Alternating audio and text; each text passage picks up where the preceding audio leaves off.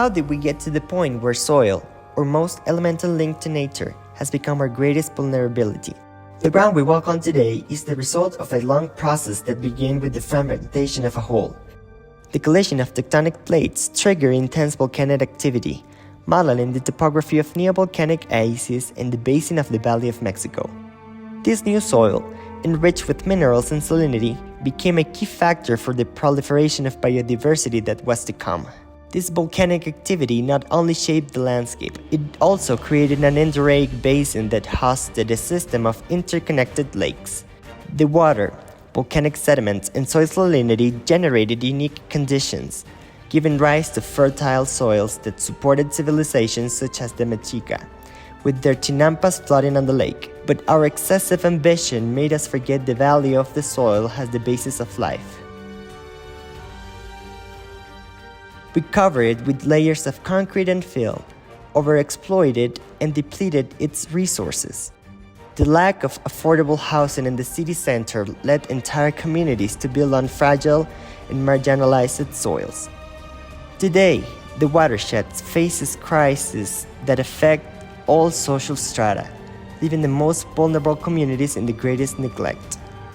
In places like Yuguelito, the disconnection with the land is especially evident. Aquí eran, pues ahora sí que hoyos de las minas, basurero. Cuando sucedió lo del 85, todo lo que se sacó de cascajo, basura, cuerpos mutilados, todo lo vinieron a tirar aquí para rellenar. In communities such as Yuguelito, the detachment from the natural environment is particularly pronounced. This manifests in several critical issues, including the encroachment upon protected conservation zones, the neglect and deterioration of green spaces and public areas, contamination and degradation of the soil through erosion, diminished water infiltration, and the prevalence of paved surfaces, which further exacerbate these environmental challenges. How can we reverse this situation? Through regenerative urban design strategies, we propose containment, edge treatment for housing sprawl delineation and water retention, rehabilitation through scale, topography, and reforestation for shading, connection and continuation of green corridors with pedestrian boulevards, porosity, removing portions of street pavements with concrete. The Yuguelito issue is not unique. It is replicated in marginalized communities throughout Latin America, but so is the opportunity to implement scalable solutions that regenerate land and improve quality of life.